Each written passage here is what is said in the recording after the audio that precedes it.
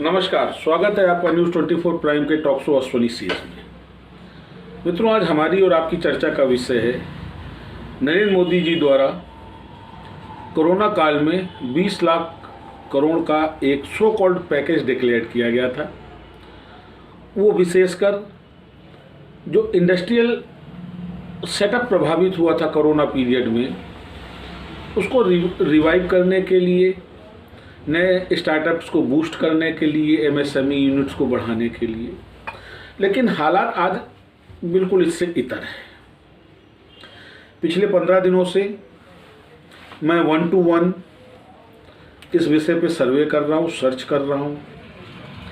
कई लड़कों से मिला जो यंग एंटरप्रेन्योर हैं, उनसे पूछा, उनसे बात शेयर करी। तो मित्रों, जो आंकड़े आ रहे हैं वो बिल्कुल उन आंकड़ों से बिल्कुल अलग है जो आंकड़े भारत सरकार दे रही है।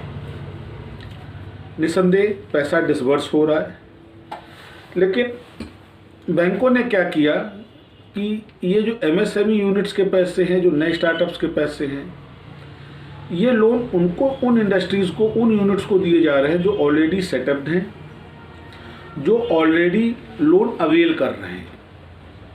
उनको इन्होंने 20 से 30% का लोन हाइक किया है बजट कंज्यूम करने के लिए। नए स्टार्टअप यूनिट्स के बच्चे आज भी परेशान हैं। एमएसएमई यूनिट्स, छोटी छोटी यूनिट्स जो हैं, जहां एक तरफ हमारे माननीय प्रधानमंत्री वोकल फॉर लोकल की बात कर रहे हैं, वहीं हकीकत ये है कि जो लोकल और ख़ास करके जो कॉटेज इंडस्ट्री सेटअप है वो आज भी बुरी तरह प्रभावित है। मैं कुछ दिन पहले योगी जी का एक स्टेटमेंट देख रहा था कि उन्होंने किसी कुम्हार से 6 लाख के दिए की सेल कराई। हो सकती है कि जब मुख्यमंत्री व्यक्तिगत इंटरेस्ट लेगा तो 6 लाख नहीं, 6 करोड़ की भी सेल संभव है। परंतु व्यवहारिकता में क्या कुम्हारों का उद्धार हो रहा है? कोरोना काल में चूँकि शादियां नहीं हो पाई, प्रॉपर समाज अपनी गति से नहीं चला, पूरे समाज की गति बाधित हुई। और ये जो कुम्हार या इस तरीके के जो छोटे छोटे कॉटेज इंडस्ट्रीज़ हैं, देखिए मैं शेयर करूंगा आपसे कि नागासाकी और हिरोशिमा में बम्बार्डिंग की वजह से आधा जापान लमसम तबाह हुआ था।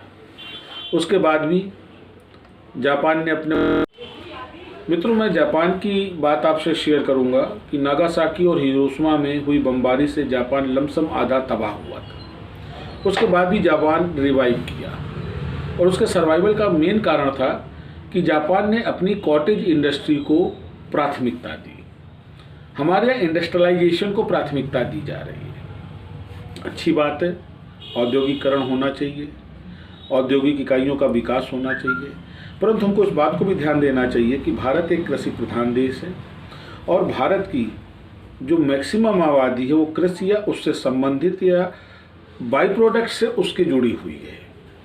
कुम्हार, मोची, चमड़े का जो कार्य है, टेनरियाँ कर रही हैं, निसंदेह अच्छी बात है, लार्ज स्केल पे कर रही हैं, पर जो छोटे छोटे चर्मकार हैं उनको भी बढ़ावा देने की जरूरत है। क्योंकि ये जो ब्रांडेड आइटम्स बनाने वाली यूनिट है, इन यूनिट से हमारे समाज का हित नहीं होना। हमारे समाज का हित तब होगा, मोदी जी बार बार इस बात को दोहराते हैं, अच्छा लगता है सुनने में, जब वो कहते हैं कि विकास पंक्ति के अंतिम पायदान के पर खड़े हुए आदमी तक पहुंचना चाहिए। तो किस मिजाज से मोदी जी पहुंचाना चाहते हैं, ये लाइन ऑफ एक्शन अभी तक समझ में नहीं आई।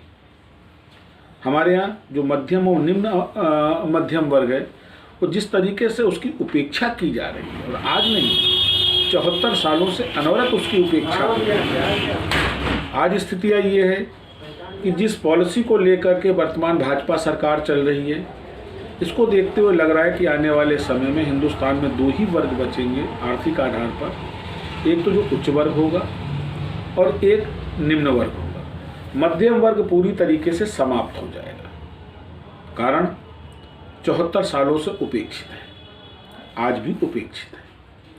और ये वो वर्ग है जो राजनीति में बढ़ चढ़ के कार्यकर्ता के रूप में भाग लेता है, इन पार्टियों को वोट देता है, सरकारें बनाता है, इस उम्मीद में कि शायद कोई पार्टी अपनी प्राथमिकता में उसको रखे। लेकिन दुर्भाग्य क्या है कि जो भी गवर्नमेंट पॉलिसी बनती है, क्योंकि गवर्नमेंट पॉलिसी बनाते हैं ये आईएएस आईआरएस जो तथाकथित नीति आयोग में होते हैं, और ये एक मध्यम वर्गीय परिवार की समस्याओं और उनकी आवश्यकताओं और उनकी प्राथमिकताओं से ये दो चार नहीं होते।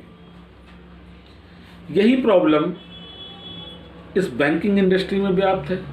बैंक के लिए उनका फाइनेंस का जो मोड है वो पैसे की सुरक्षा, कोलेट्रल सुरक्षा, सिक्योरिटी, जिसके चलते वो प्रीफर करती हैं कि ऐसी यूनिटों को फाइनेंस किया जाए जिनके पास अपनी कोलेट्रल बड़ी हो, उनके पास अपनी सिक्योरिटीज़ हों, रनिंग हो। तो अगर ऐसे हालात में और इन चीज़ों की अगर प्राथमिकता रखी जाएगी तो सवाल ये उठता है कि जो स्टार्टअप है, जो कुछ इनोवेटिव आइडियाज़ लेके बच्चे मार्केट में आ रहे हैं, सर्विस इंडस्ट्री है, ये कैसे डेवलप होगी। पिछले 15 दिन में मैं करीब 7-8 ऐसे बच्चों से मिला जो सर्विस इंडस्ट्री को रन कर रहे हैं। ओयो स्टाइल वो हॉस्टल्स लेंट आउट कर रहे हैं, वो बिल्डिंग्स लेते हैं, बिल्डिंग्स को डेवलप करते हैं रेजिडेंशियल पर्पस से, और लग्जरी तो नहीं कहेंगे लेकिन कन्वीनियंट डेवलप करते हैं, सुविधा युक्त बिल्डिंगें, अपने कमरे बनाते हैं, फिर उनको जो है पीजी हॉस्टल्स के रूप में वो लेंट आउट करते हैं, उससे इनकम करते हैं। तो ऐसी जो सर्विस इंडस्ट्रीज़ हैं इनके लिए बैंक्स में कोई भी व्यवस्था नहीं। ऐसी यूनिट्स जो और नेचर की सर्विसेज प्रोवाइड करती है, लाइसेंसिंग सर्विस देती हैं, उनके लिए बैंक में कोई सपोर्टिव व्यवस्था नहीं है।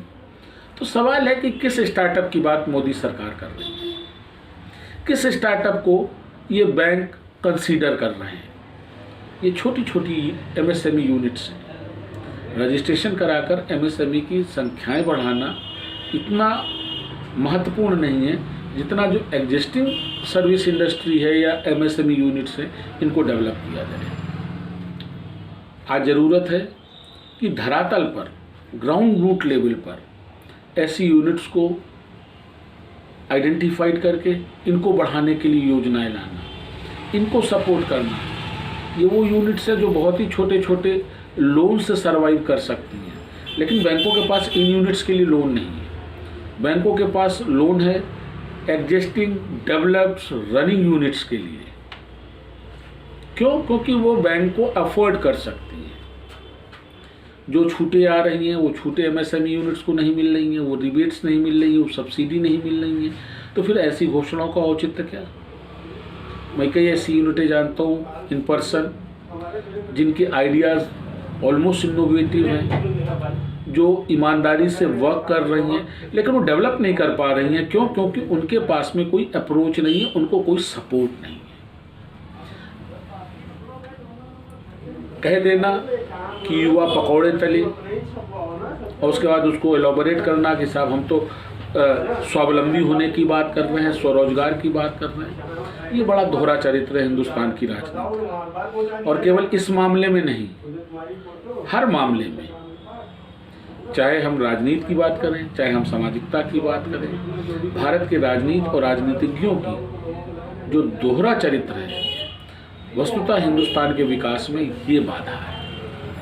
और जब तक ये बाधा दूर नहीं की जाएगी, ईमानदार राजनीति के साथ ईमानदार चरित्र के राजनीतिज्ञों को बढ़ावा नहीं दिया जाएगा, तब तक ये बाधा अनवरत बनी रहेगी। और उसका प्रत्यक्ष प्रमाण है कि हमारी संसद में हिस्ट्री सीटर्स भी बैठते हैं और हम उसको बात करते हैं, उसको भाषा देते हैं कि साहब हम तो सर्व समाज को लेके चल रहे हैं, इनको भी अवसर दे रहे हैं, और हकीकत इन्हीं को अवसर दे रहे हैं। 2 प्रकरण ऐसे हुए हैं जो प्रकरण कहीं ना कहीं हिंदुस्तान की राजनीति को शर्मसार करते हैं, हिंदुस्तान की व्यवस्था को शर्मसार करते हैं।